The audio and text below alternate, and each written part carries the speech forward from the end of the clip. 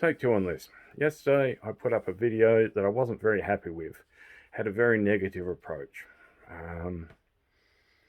So today, I'm going to try my luck with a different tactic. I'm going to explain to you why aspies are more likely to be dragons or cats. We are very unusual in some regards.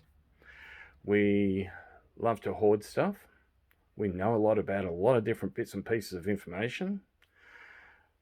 A lot of us love to eat, just as long as we don't get our textures confused and all sorts of other things. In my case, that was beaten out of me when I was a kid, so I don't have that situation, but I've been assured from others that that is a common occurrence. So we definitely love to sleep. No question on that one. And what's the other thing that makes us like, that's right, hate leaving the cave. Going and dealing with people is very stressful. We've got to put on masks because otherwise people think that we are strange. The term mask, does that get you confused?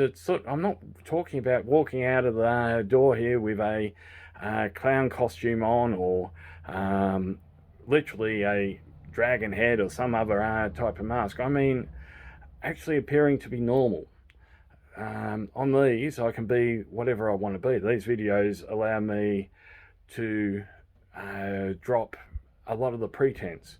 Currently going from my head, I want to actually end up run around like an ape. But however, that's a completely different situation, just because of the fact that I can.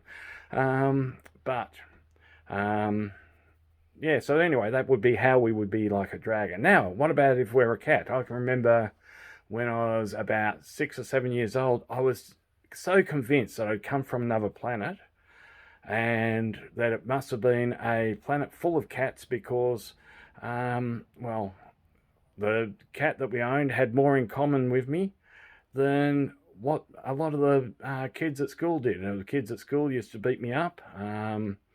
I perhaps could have fought back, but I had been always told that you don't get into fights, and so therefore, if you don't get into fights, you don't end up hit kids back. And so it was a great lunchtime game, and I got to admit, I got home and I used to take it out on my cat because of the fact that, well, it wouldn't give me my secrets. It wouldn't end up telling me where my planet was or how to avoid these bullies and all the rest of it. And yeah, so anyway, if we compare ourselves to a cat, well, we're standoffish. We like to actually be a long way from most other people. We are very loving to our humans. My family means a hell of a lot to me.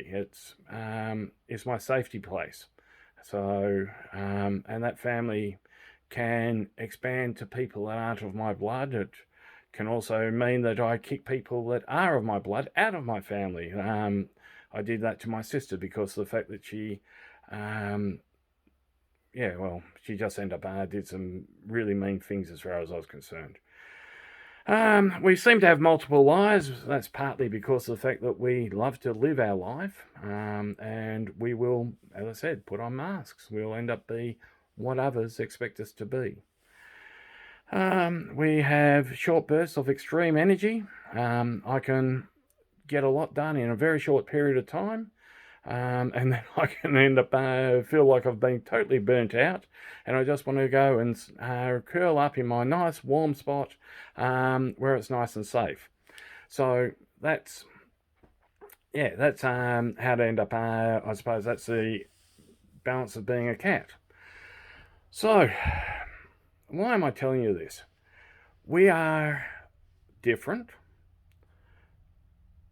but we're not stupid.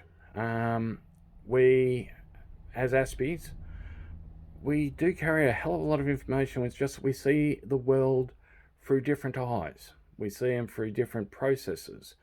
Our brain is not substandard. If anything, it's actually a lot better than what most NT brains are. What it is, though, is, and it doesn't lack empathy and all that. It's we get confused within the empathy. We can have so many different emotions going through us, so many different thought processes. We can be processing information from years back, trying to work out, was there a better way to have actually approached this particular problem? How did we deal with it? Can we actually improve on it in the next time? We have great senses of humour because we listen to jokes, and if they hit us in the funny bone, then we will often remember the joke because we know that makes other people laugh. It makes them feel better. So this was, as I said, this is just a real quick thing, just to, as I said, to replace the one I did yesterday where I just felt it didn't go anywhere. I was talking about the way we get treated and how that makes us feel when often we know a hell of a lot more than what you give us granted for. We will often be a lot quieter than what the average NT is, and we don't sit there and brag and all the rest of it.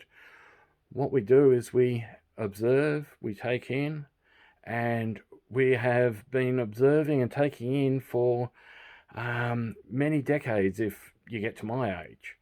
And that means that I can do a lot of bits and pieces that others just go, oh, I didn't know you could do that. To be perfectly honest, nor did I until I tried.